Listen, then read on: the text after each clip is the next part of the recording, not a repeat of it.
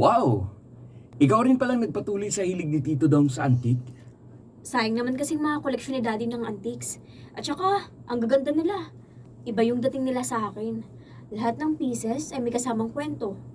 Marami naman ako nabibenta kasi pinopost ko online, kaya maraming inquiries. Ang galing naman.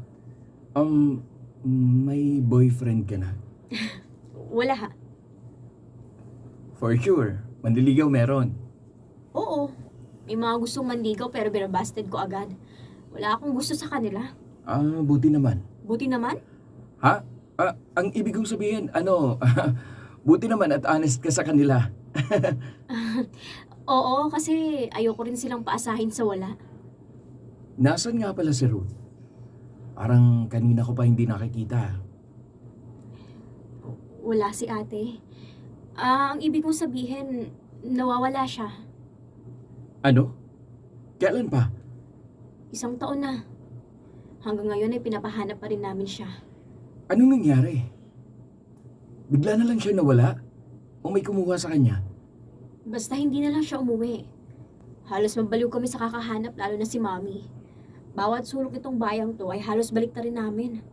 Tapos sa mga karatig bayan, hinanap din namin siya pero wala talaga. Kaya nag-hire kami ng private investigator.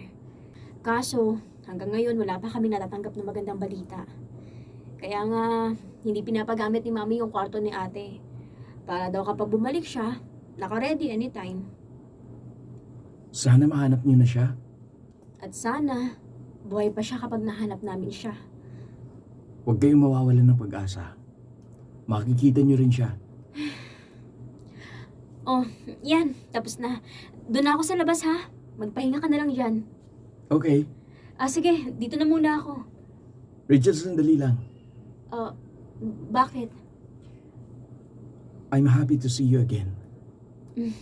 Ako rin.